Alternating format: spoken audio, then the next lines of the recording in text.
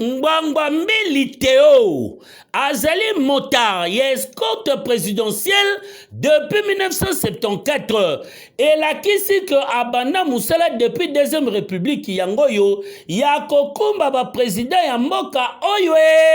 kasi le 1er juin 2019 mokolo ya kokende kotika nzoto ya kondo Dr Etienne Tshisekedi na lilite ya suka na bozongi ya cortège présidentiel nde adjudant Ngwangwa Mbili Théo azwa likama ya accident lokolo ekatana pe loboko moko ebukana minu elongwa ye na koyoka pasi oyo komaki motard ya escorte présidentielle nde mokonzi ya mboka apesaka ordre epai ya Vitel Kamerhe à l'époque directeur ya cabinet pona a exécuté sorti na ye na mboka Inde accompagné na guide maladie âgé ya hôpital ya cité de l'Oya oyo après 10 jours ya séjour na mboka Inde asundola maladie na ye pe azonga Kinshasa na bokasi ya nkolo nzambe après avoir ko remettre $3000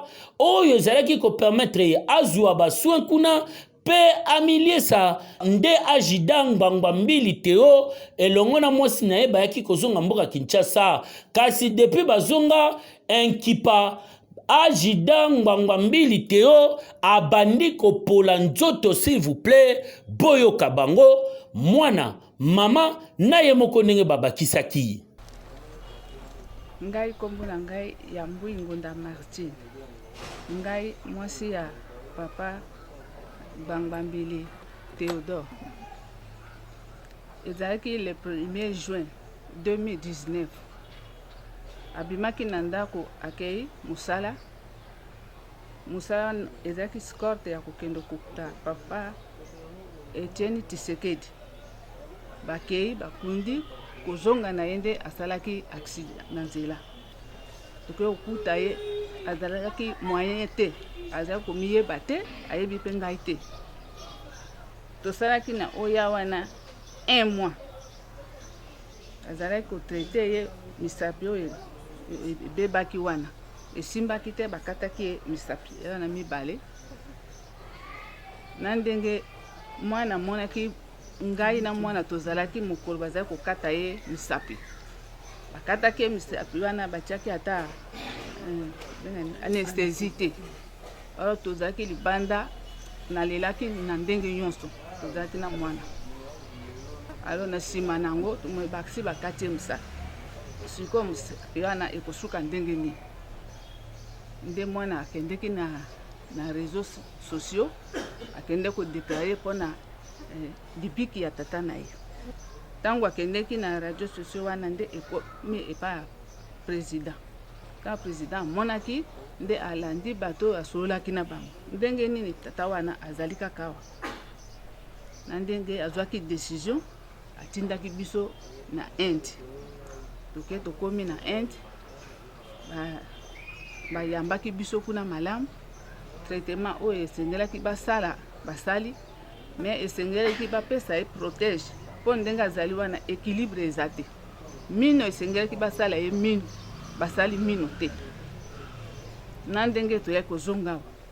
kozonga tozongi awa liboso kuna na Inde mpo toya kozonga esika moko bo evimbi pembeni ya pota ya opération abengi Indien wana lakisi etala eloko evimbi awa Indien wana yepsi abi no problème kende na Congo toye kozonga na eloko wana na nzoto tokomi le 10 octobre le 11 toye na hôpital toye kokutana na médecin directeur alakisi ye eloko wana evimbi wana docteur na ya mokuwa pe alakisi ye ayebisi alobi ko forcer yango te tika etobwaka yango moko tozongi ndako esali ya 4 jours à 5e jour bibon wana etoboki banda octobre wana ti février ezobimisa kaka tofina wana nano ebeyi te bibon mosusu ebimi donc na lipeka na ye wana soki omoni yango olobi libulu oyo bazali kotimola makelele to ezali nzoto ya moto na nyongo kwami kobanda ka le 1er juin wana ti lelo oyo mbula mobimba na sanza likolo na nalalaka pongi ya malamu te yango wana sengi mama Denise bosunga ngai ngapi nazali ndeko na bino bosunga ngai pasi eleki ngai oyo kana nazalaki na posa koloba mpo boyoka ngai yango wana mobali na ngai mosala ya soda wana asali yango lelo te banda 74 akota mosala ya soda akumba na 2e république ti na 3e ndenge aye kokutana na mokolo ya lelo me nayebi nini susu na koloba te mama Denise bozolanda ngai naza ndeko na bino mama Olive bosunga ngai naza na besoin ya santé ya mobali na ngai ezonga malamu.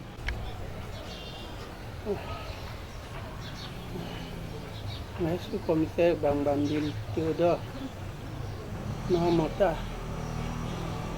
qui allait escorte à défunt papa le père Tshisekedi le 1er juin 1929. Le 1er juin 2019, on retourne à chaque accident à Katingamisa. On Boukani, sur ordre de Mokonzi Mboka, tendenga na Inde. On a kende bazungisa mukua, bazungisa mino, bazungisa mako, ba protège. On a kende Inde. Kila zongi changement exact. Na kota musala 1974 quand tu kende les escortes présidentielles. Avant tu kende okunda papa ni Tshisekedi le père. Mwana na yeye apesa ordre na kende à étranger. Mais tu sikoyo changement exact na kaka na fait. Ça n'a pas fait ça. Là nous avons pas. Sur ordre ya chef de l'État esalaki ke papa akoka kobima na mboka na biso akende kozwa ba traitement na Inde. Preuve année toza na document ozo prouver sorti ya papa ozaki signé ordre de mission signé par le directeur du cabinet Vital Kamerhe. Ainsi tozali pe sous na mkando ezaki signé par chef de la maison militaire oyo asinaki mokana mpo papa kokobima akende Inde. Na clinique présidentielle tosali 1 mois kuna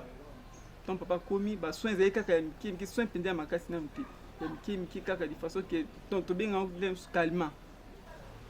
Ntango bakomi kuna na Inde nakanisi mosala esamaka par rapport ya rapport médical oyo ezalaki ke moto abukanaki mino clavicule ezalaki ya kobukana makolo ndenge ekomaki na etande ya bakataki misapi wana kanisi ezalaki nanu 2 mpo bakata su 3e bakatelaki wana Inde. Ntango papa komi kuna avant opération bavandi bayokani 1 il faut basala clavicule, de 2 basala batia mine, de 3 batia protège puisque ti siko ndenge aza na équilibre ezala nango te mpo atambola bien fosimba ye. Opération ekoleka na nsima opération aye se rétablir amikuti ke basali kaka clavicule. Atuni docteur indien aisabi namoni osalinga kaka clavicule ndenge nini protège namoni te minu na ngai pe bosali te. Docteur a répondre aisabi ke oyo wana ezalaki na konti te. Bon babande kolanda ya mayele na bango mpe ya bamédecin akolandela baminganga ndenge nini esali mais suite ezalaki te. Radio akoti ombala mais photo ya radio tozwaka te. Tozwa photo wana te esukela bango kaka na machine donc so bakei batali problème eza boye evandi tinga navandaki na monaki makambo ezalaki malonga te naye kosala lettre ya demande d'audience epai du cadre du chef de l'État Vital Kamerhe. Nasali lettre wana ntango nakotisi ezalaki signé par mama tokotisi lettre wana tozwi suite moko te tokosala deuxième lettre tokomeli chef ya maison militaire général Yad Kabe. Tokomi lettre wana na réservé copie na la police nationale puisque papa aza policier, na réservé copie na unité na ye IPIHP, na ye kosalela ko réservé copie pour na chef direct na ye nakomi suite moko te pesani. Mais batindi biso babi bokutana na administrateur général ndenge maison militaire atindi biso ezalaki un certain jeudi toke mpe tokomi kokutana na administrateur général. Olia administrateur général ayamba biso, administrateur général ayambi biso te, atindi biso epai ya médecin directeur. Tokomi pa médecin directeur alobi non nakoki koyamba bino te soki docteur mikuwa azali te. Donc on était obligé ya koreporter sous rendez-vous wana po bato nyonso tu bazala tovanda ensemble tozwa conclusion mpona likambo tali papa ndenge maison militaire atindi biso si instruction ya bakondi. Bon tomeki kosolola abi kaka o non tokotala tokobongisa de façon ke papa zonga akili. Depuis là ti lelo suite moko ya malonga oyo biso tozwi eza te mpona likambo tali na ya papa ezalaki avant confinement. Peut-être oyo bakeo non confirmé il y a parce que des matchs même lettre on a commis qui dire 4 ezalaki na mois na kanisi de novembre. Maison militaire na commis na kanisi na décembre. Ezalaki déjà avant confirmé na mois de mars. Ndé ba moment ko maki me suite ezate papa komi donc abandonné biso bana to komi ko bundanya sous famille to benga papa to benga na pour papa azwa souhait ko ça la radio na hôpital mususu toke to sali radio kanisi na zapi na photo nango awa ezali awa toke to sali to comprendre que mukuwa ya papa libendo batiaki na kati donc epanzanaki yango mais biso ke mona na bien epanzanaki libende wana epanzanaki na kati c'est que abanda ko saigner bapi wana tant na moni bolobi non ndenge eza boye ekomi déjà danger libende na kati evandi eza bien te tokomi kuna bavandi donc libende nzoto peut vendre au moins 8 mois sans intervention. To papa ndenge azana aza malamu te nazosenga na bakondi bameka kotela biso likambo oyo totala likambo oyo toyebi te makambo bambondi babimisaki toyebi na biso te ndenge ekendaki toyebi te mais oyo toyebi ke papa monaki ezali mbongo oyo azoki na kanisi naza meme na décharge oyo namonaki bapisaki na maboko ezalaki ya $3000 oyo bapisaki comme frais de subsistance oyo akendaki nango na Inde na kanisi naza na meme na décharge oyo asignaki kanisi omoni awa sous-commissaire adjoint Gbangba Mbiliteyo azwaki 3 millions oyo bapesaki pour nos frais de substitut tina ndenge azongaki wana tovandi donc papa vie ekomi kaka mabe vie kitoko eza te mais kotala na expérience to mpe ancienneté na ndenge asaleli mboka depuis 74. Ça fait au moins 46 ans d'expérience au Yazana. Il est au Bapesaki et Bantemena ordre de mission aux acquis signé par les DIRCAD. Délai a quitté. Sauf que délai a été accompagné qui bango, au Batiaki il y a 10 jours seulement. Ils avaient qui médecin directeur, il y a clinique présidentielle de l'Union africaine. Délai n'est pas banaki mais oh il y a papa et maman et banaki te plus que. Biso motam bana to tika ki na ndao to yeba ite papa akoma. Alors ça combien de temps, ça combien de temps. Donc papa na ministre na zolo basoko tali na nzoto do akominde ko pola du fait que quelqu'un pas soigné ou meli soko tali na nzoto nama moité donc tusuki na zo singa na bakondi batali kambo na singa na chef de l'état na Birkab Ebera Kolongele a kota pena likambo soka koti yango te kozala passe toyoka lobi papa zate kozala vraiment c'est le moment où tout senga bakondi intervenir côté la paix na mutu papa Saheli Arsidé Ali papa Etienne Tshisekedi donc papa est chef de l'état yango na dali ko senga na chef de l'état mais c'est Félix Antoine Tshisekedi a kota likambo oyo pour côté la papa